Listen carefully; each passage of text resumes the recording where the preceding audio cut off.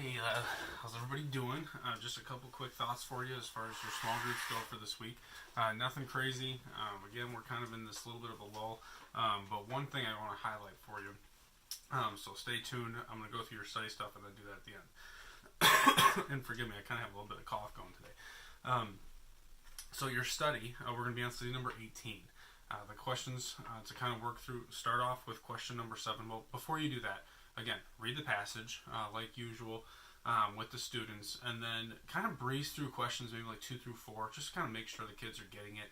This shouldn't take you long. It's pretty much just kind of fact stuff, nothing too crazy, just basic kind of feedback from the passage. Did you get it? Did you not get it?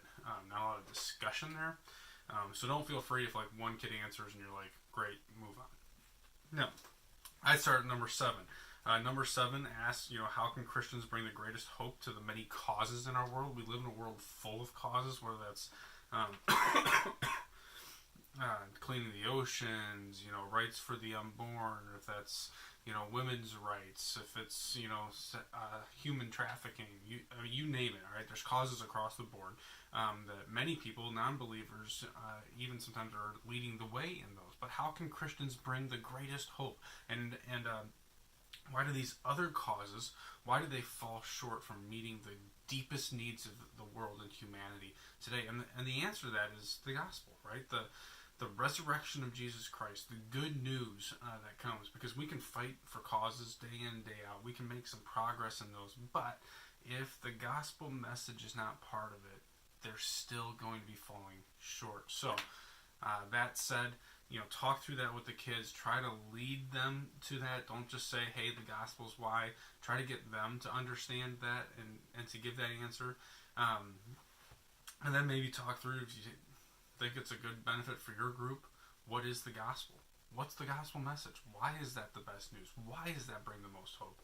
So that's number 7. Then jump on to question 9, which kind of has to do with social media and where our culture is at and judging thread debates. So this is coming from the passage with the mob rule that's going on. They're just all jumping on board, and a lot of times today you don't see people mobbing together in this big riot so much, but you see a lot of kind of mob rule in online discussion threads. And this is where I see a lot of Christians who will jump on board with these things, of people who are going on their rants about different things or different topics within our culture, society, the world, and Christians will jump in and they just add fuel to the fire too often. We'll add our thoughts, we'll get into online arguments, and kids are there, right? That's where so many students are at, is online. So we want to help them to start to think through, how do you evaluate whether or not a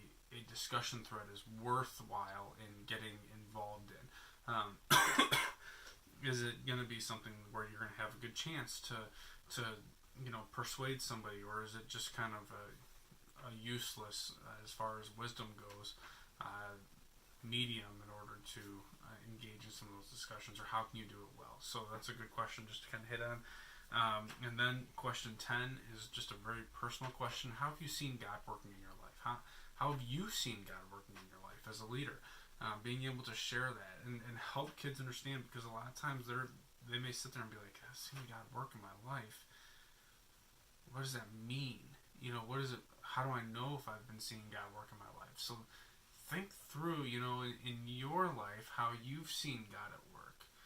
The ways that He's maybe been changing your attitudes, or you've noticed He's growing your patience or your faith in different areas, or maybe He's giving you a boldness to do something He's called you to. Maybe it's to share the gospel with a coworker or a neighbor. Maybe it's to take that step and to confront that person who has been sinning against you, or to apologize for when you've sinned against someone else.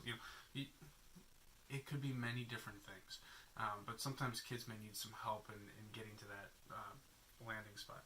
And then finally, encourage them. You don't do this in your group per se, but encourage them on the last day to really work on their testimony. And I think it'd be cool if you were to even say, hey guys, if you've not done this, it's a good opportunity for you to stop and just kind of prepare your testimony. We kind of break it down for them.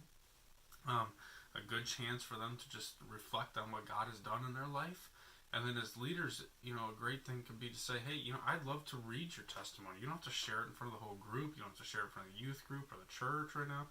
But, man, I'd love to read it. And, that may encourage some students to go ahead and do that. And think through, in future weeks, maybe sharing your testimony. There have been a couple of you guys who have mentioned that you've shared your testimony in your groups, and the kids have really kind of connected to that. And so that's a great thing to do.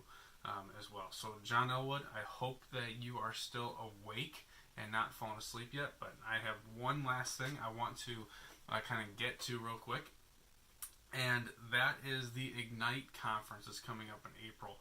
We had the great privilege this week of going to a youth pastor's luncheon that has to do with it, and man, I'm telling you, I think this is going to be a really solid conference, and it's like across the board, so it's going to be beneficial.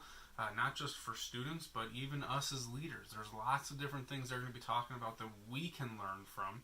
And the whole purpose of this conference is to train and develop students to become leaders in the church. And not just like for tomorrow, but that they could be leaders in the church today. Now, we're probably not going to be making any students elders, but they can lead in their own capacities and lead by example.